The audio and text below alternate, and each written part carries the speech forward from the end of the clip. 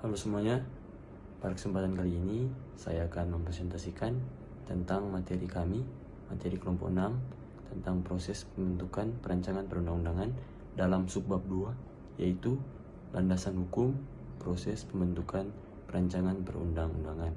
Namun sebelum itu saya akan memperkenalkan diri. Nama saya Putra Tolmantak dengan NIM akhir 222. Nah, sebelum lebih lanjut dari pemaparan materi, kita masuk dalam latar belakang. Latar belakangnya itu adalah pembentukan peraturan perundang-undangan di Indonesia merupakan bagian penting dari penyelenggaraan negara hukum. Setiap peraturan harus memiliki dasar yang kuat, baik konstitusional, undang-undang, maupun filosofis, sosiologis, dan yuridis. Nah, adapun pokok-pokok pembahasan yang akan kita bahas pada saat ini, yang pertama itu ada landasan konstitusional, yang kedua landasan undang-undang, landasan filosofis, landasan sosiologis, landasan yuridis, serta tahap pembentukan perundang-undangan.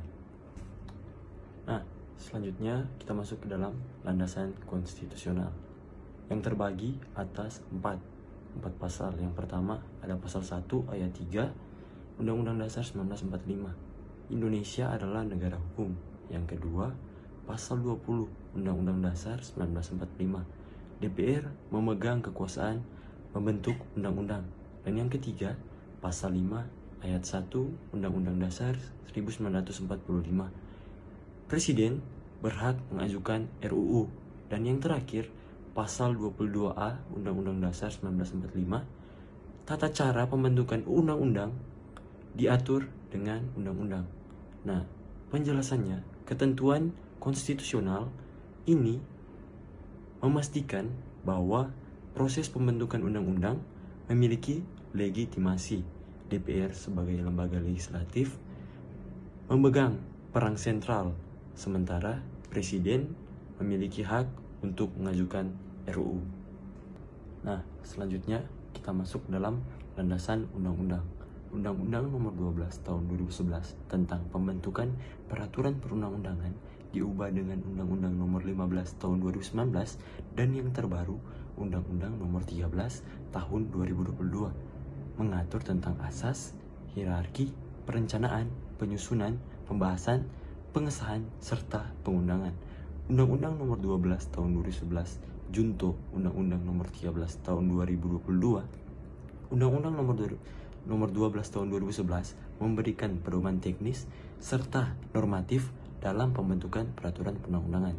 Perubahan Undang-Undang Nomor 13 Tahun 2022 memperkuat peran partisipasi publik serta memperjelas hierarki peraturan perundang-undangan.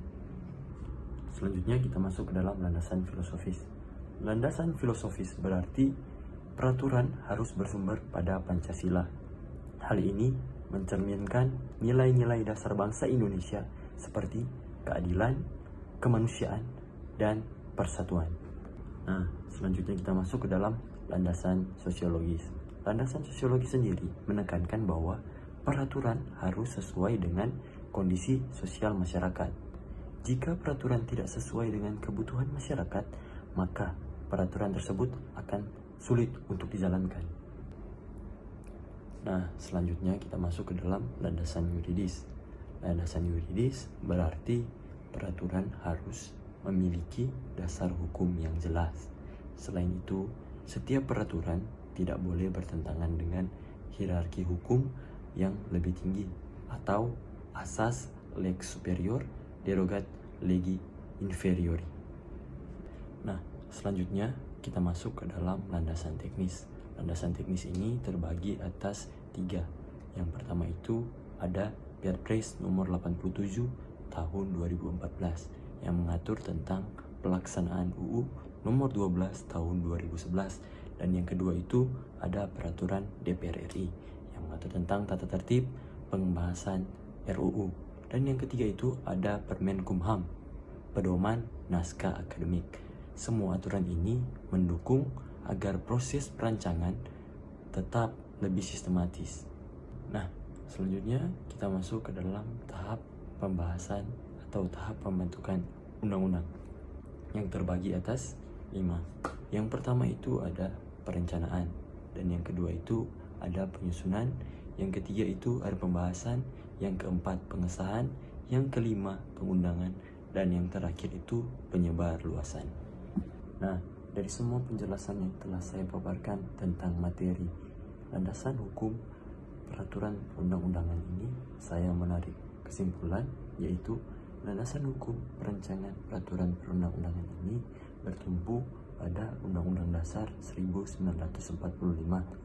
sebagai norma tertinggi, serta diatur lebih teknis dalam Undang-Undang Nomor 12 Tahun 2011. Dalam pengesahannya, setiap peraturan harus memiliki dasar filosofis, sosiologis, serta yuridis. Hal ini memastikan peraturan yang dibuat sah, efektif, dan sesuai dengan tujuan bernegara. Baik, sekian presentasi saya tentang proses perancangan peraturan perundang-undangan subbab 2, yaitu landasan hukum perancangan peraturan perundang-undangan.